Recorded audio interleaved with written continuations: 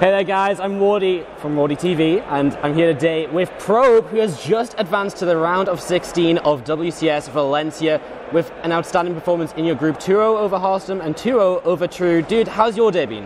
Well, obviously it's been really good. Yeah? I'm really happy with how I played. Was it expected at all? I mean, when you saw this group, I know you were kind of tweeting a little bit like, hey, this is a bit tough for me. Yeah. But it can go well if I play well. I mean, did everything just go right, or? Yeah, like it was a really tough group, but like I said in my tweet, it was doable. I was actually really worried about Harstam because my PvP isn't very good, but something today I was like really calm in my play. Everything went really slowly in my head, sort of. Sort of in like slow motion. I was controlling like slow-mo hacks? Yeah, something like that. So when I advanced over Harstam, I felt really good. I thought I could beat True. My builds are really good, and I don't think his style matches up well against mine. So I was really happy with how I played. So a lot of belief in yourself before the games? Against True, at least? Yeah, against True. Against Harstam, I was just trying to focus on my build. Yeah. And just really like stay calm. There was one moment in one of the games, our first game was like a 30-minute sky toss. Insane. Typical PvP. And I was ahead the whole game, and at the end I lost the Tempest fight. And I was like shaking. I was like so upset. Right. But I like just warped in enough like charge shots and stalkers to like just push him back and like win the game. It was like too intense for me. So you just kept your nerve, managed to pull it through. Yeah. Do you think that's something you've learned a lot? Because you've been at a lot of events the past 2 years or so with the way that WCS has been working out. Do you think that's something that, say if you played that game like maybe a year ago, do you think you would have got through it in the same way, you've held your nerve, or do you think it may have got the better of you? No, I've definitely improved. Like I've had games like that at DreamHack in the past where it will be late game and I've been winning the whole time and I throw it and I just... Right. The hands start I remember shaking. you playing a series against Bly. Yes. Yeah? Yes. And it was like every game was 30 minutes long. It was when Ruins of Seras was in the map pool even? Yeah, it was like DreamHack Winter. Yeah. Like 2 years ago or something. Yeah. Right, the Legacy of the World Championship maybe? Yeah, the first one. I remember that because it actually ran over my lunch break.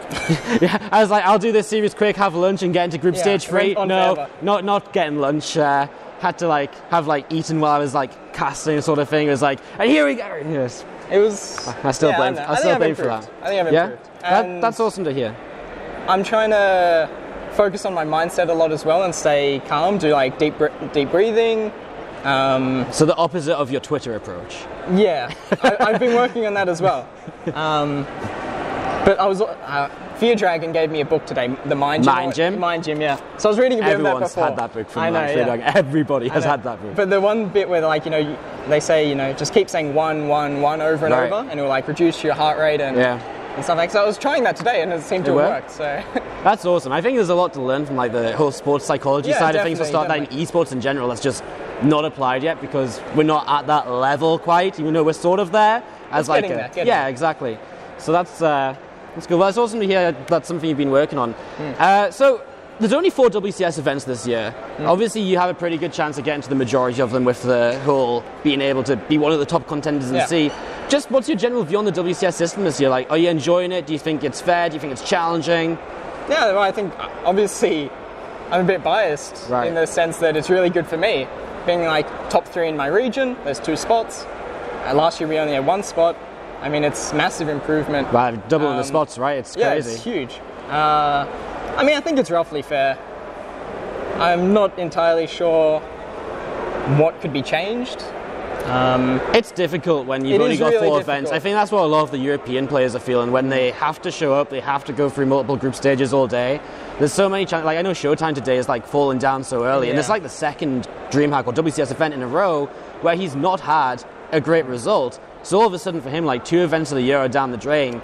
I mean, there was Katowice, whatever, Shanghai coming up as well. The global qualifiers. GSL versus the world. I mean, he'll get voted in there. Sure. So there's more than we give credit for, I suppose. I think we forget a few events. Home Story Cup next weekend. So yeah, you're heading to Home Story Cup as well, right? First ever. Yeah. Are you excited? Yeah, well, it's been really rushed. Like, it wasn't planned at all. Right. I was on my flight to Abu Dhabi. I get off the plane and my new team manager's like, do you want to go to Home Story Cup? I'm like, yeah, sure. It's actually a bit difficult though because, I run my own LANs and tournaments, right? And the first LAN that I'm running is the weekend of Home Story Cup, so I'm not even going to show up to my own tournament. But I mean, such passion. But what an experience. Yeah, I'm really looking forward to it. Yeah, I say it all the time. Home Story Cup is so different to any other event. I obviously say it's sort of talking to people. So it's like, I always say like, oh, it's just so different because you can hang with people out, you know, you can talk to the players. Yeah, I think you're going to love it. Yeah, so. I mean, I love pigsty events as well. So this is right. Like, you actually have like an Australian. Yeah, this is like the OG. Right. It's going to be good. Yeah, that's awesome. So you mentioned your own events. That's pretty cool as well. You've been doing more and more. I just saw the announcement like a month ago where you said we're going to do this many LANs, this many online seasons. Yeah, so like $6,000 total, 3 LANs, monthly online tournaments.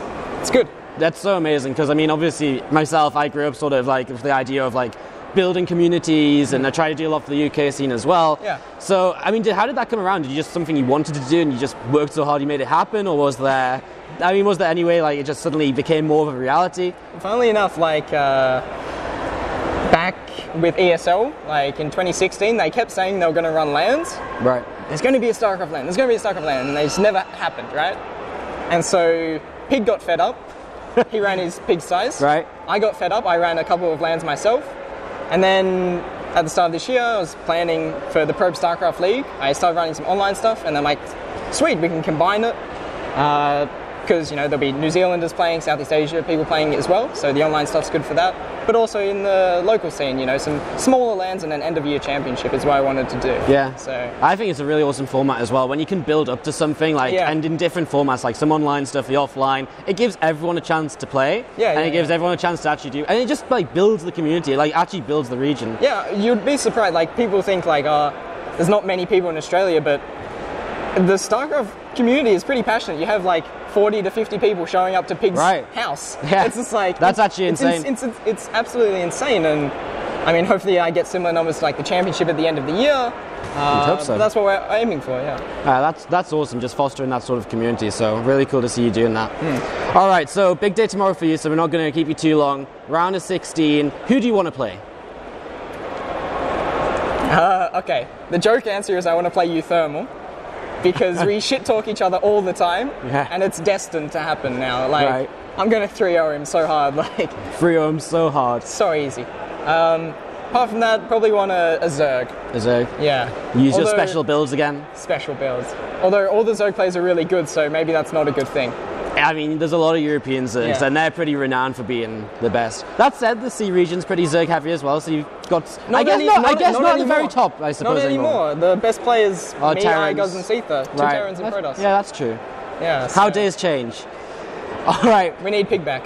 We need Pig back. Get him out of that caster desk. Get him down in that open bracket. He can play in the caster. He can go cast afterwards, He could probably qualify, to be honest. Yeah, probably. I mean, that's like how good Pig is. Yeah. Although he did lose to Rotti in the Caster Cup, so... Are you trying to say Rotti is that good? It's because he was partying too hard. Partying too hard? Right. Excuses for your C brothers. I get it. Nah, Rotti's awesome though. Like, what a god. Rotti's very good. On fire at the moment. On fire. He needs more tournaments to play. Where's those caster online cups? The caster championship. Dude, Todd's pulling at me. I should play in my own tournaments and win it, Right. Yeah, that's what you're missing. Yeah, I know. All right, well, thank you for the time. If you've got any shout-outs, I mean, you've got a brand new team. If you want to talk a bit about them, hit us up. Big shout-out to Legacy, my brand new team. Really happy to be part of Legacy Esports, and they're awesome so far. They're sending me to Home Story Cup. They're an Australian team, right? Yeah, they're an Australian team, one of the best, like League of Legends team, really popular. Last month they got bought out by a football club as well, the Adelaide Football Club. I'm really happy to be a part of this new adventure. Yeah, that's just so awesome. Like, when new teams come around, and especially one that's big in a region, it's like Halstom's just joined a Dutch team as well, who have a couple of teams, and I think that's really cool for StarCraft right now, so that's a good place. All right, any final words at all? Anything to say for fans? Anything to watch out for tomorrow? Shout out to my fans. Love you all. Keeping it simple. Guys, thank you for watching. This was Probe, and I hope you enjoyed the interview.